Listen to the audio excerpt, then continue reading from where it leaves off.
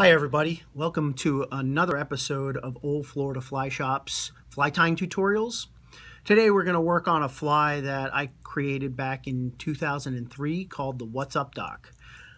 This is a small baitfish, shrimpy looking fly that's designed to fish under the lights and bridges at night for snook and tarpon. It's a great fly whenever you need something small and you still need to get a lot of micro movement out of your fly to attract the predators. This fly is really versatile. The original fly is created in this white, but you could change the size up, the color up, the weight up of the fly, really to suit your needs. And we've caught a lot of different species on this. So let me go over what's in this fly. The hook we're using is a Tiemco 811S, size 6. It's a pretty standard saltwater hook. The eyes are medium mono eyes. The thread we're going to use is Ultra Thread 140 in white. If you have 210, that's fine too. There's nothing that really needs cranking down on this, so 140 will work and eliminate some bulk. The dubbing we're going to use is Master Bright in pearl. This is a little bit of a crunchier dubbing that has a little bit more stiffness to each little fiber. The topper is going to be SF Blend in white. And then we're going to top that off with a little bit of darker topper with peacock colored crystal flash. So let's get started on this fly. Again, we'll put our 811S in the vise. And we're going to start our thread right behind the hook eye. Once you get it down, get rid of your butt section. And we're going to wrap this back to where the hook starts to bend, right at the barb of the hook. And then we'll make some open wraps moving forward, so we're about an eye length behind the eye of the hook. We're going to take our mono eyes, hold them by one side, and we're going to get some wraps one way, and then we'll switch to the other side and get some cross wraps. Once you get that, we'll add a few more wraps to stabilize it. Make sure it's nice and straight from the front. And then we're going to do some parachute wraps between the hook and the eyes. Once that's done, we'll go towards the back of the fly, and we're going to go about right up to about the hook point, and we're going to add some dubbing wax.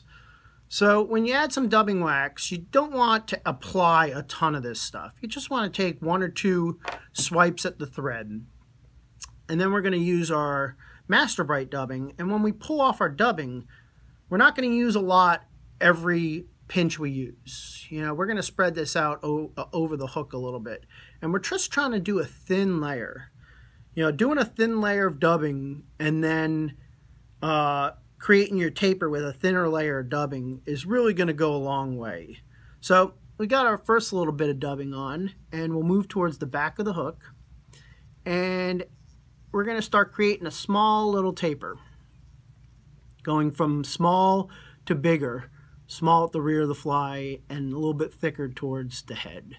Once you run out of dubbing, just hit your thread one more time with the wax, and you want to use the same amount each time you put it on. It's really important that when you put your dubbing on, is that you dub in one direction. You don't want to go back and forth. It's always in one direction. This will help the dubbing stay on the thread. And we don't want to do a real tight dubbing. We want this dubbing a little bit loose. It will lay on top of itself and hold itself down. And we are going to go ahead and pick this out in the end so it's nice and shaggy. So as you can see, we create a little bit of a taper moving up towards the front. And once you get about a hook eye behind the eyes, we'll go ahead and add our SF blend. So I've cut off a piece that when you give about one twist, it's about the thickness of your bobbin stem. So we're going to tie this in right in on top of the hook. Take 3, 4, 5 wraps. We're going to cut our butt sections.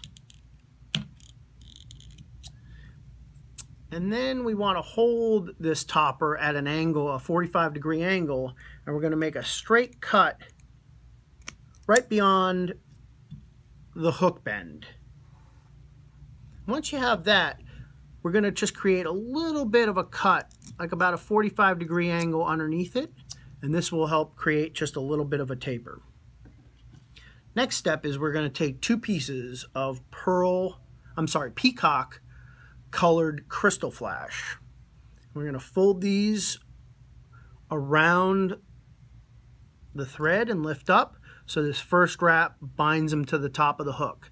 If you are a righty, I pulled these towards me and lift up. Typically righties, and if you're tying away from you, you want to pull away from you and lift up. And this way, this first pull of the thread is going to cinch it down. I'm going to just tie this down right on top of the SF blend. And when you cut this, don't do just one swift cut. Try to cut these not like that in one swift cut, but I do typically like to do a little different cut, so it gives a little bit more realistic look to the topper there. Little different lengths is a little bit more natural. So if you happen to do cut it in one fell swoop, just go in there and just do a little bit of cutting so they're at different lengths. Next step is we're going to dub again. So this dubbing, we're going to use about the same amount per twist, fine amount, and this is going to go over the eyes at this point. If you use a little bit thicker dubbing here, I'm not totally against it. But again, I always like to advocate for a thinner rope that's built up quite a bit. So our first step is we'll go behind the eyes.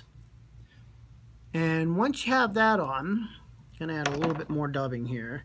Then we're going to start crossing between the eyes.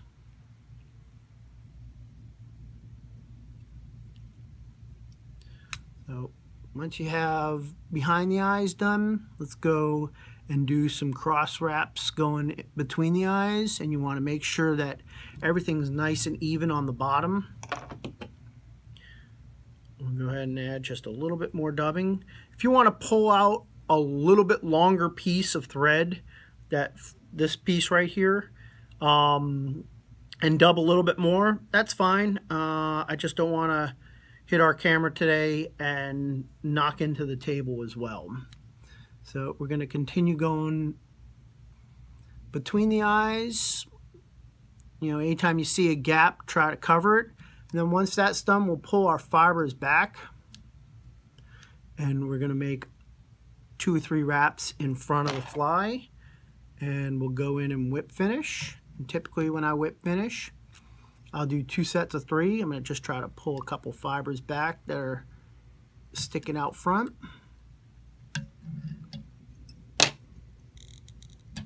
All right, almost done with this fly. The last step we're going to do is we're going to take our bodkin and we're going to pick out the Master Bright dubbing. And we do this because this is a real crucial part of this fly. All these little pieces of dubbing that are sticking out. Like I said, the Master Bright's a little stiffer and crunchier flash dubbing than pretty much anything that I carry in the shop. And these pieces allow these to stick out from the fly. The stiffness allows them to stick out from the fly and add all this micro movement. And I think the micro movement on this fly is really what triggers a lot of strikes from predators. So there it is, the finished What's Up Doc fly. Hope you've enjoyed it. Thanks for watching today.